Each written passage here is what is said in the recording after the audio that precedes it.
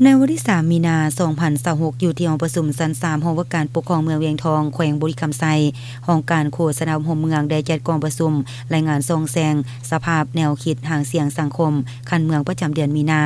โดยเป็นเกียรติเข้าร่วมของทานสมพงษ์พรหมวาทห้องเลขาพรรคเมืองหัวหน้าคณะจัดตั้งเมืองผู้สินำเวียกงานพรรคพนักงานคันเมืองมีคณะพิสอบหางเสียงสังคมทุกภาคส่วนที่เกี่ยวข้องจากบรรดาห้องการกำลังป้องกันศาสตร์ป้องกันความสงบและบานน้ำยางเข้าร่วมกองประชุมทานสำนานสัญญเดชรองหัวหน้าคณะโฆษณาหัวเมืองได้ขึ้นรายงานโดยย่อเกี่ยวกับเวียกงานสั่งรวมเก็บกำหางเสียงสังคมของเมือง1เดือนผ่านมาซึ่งได้ปฏิบัติตามสิทธิพระบทบาทเฮ็ดเวียกงานการเมืองแนวคิดของพรรคเก็บกำสภาพแนวคิดด้านต่างหน้าด้านยอดทอและหางเสียงสังคมต่างๆที่ผลเด่นมีทางด้านดีด้านอ่อนและข้อคงค้างที่จะได้ปรึกษาหารือถอดบทเรียนซึ่งกันและกันสุขโยส่งเสริมด้านที่ต่างหน้าได้สั่งรวมวิเคราะห์วิจัยรายงานข้อทิศสีน้ำจากคันเทิงแก้ไขจุดบกพร่องที่เป็นสาเหตุอุดตัน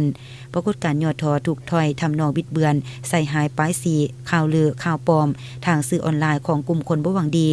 วิธีการและสร้างความเป็นเอกภาพในมาตรการปรับปรุงแก้ไขอย่างถูกต้องสอดคล้องเพื่อในสายไทยการเคลื่อนไหวเวียกงานการเมืองแนวคิดอยู่คันเมืองให้ดี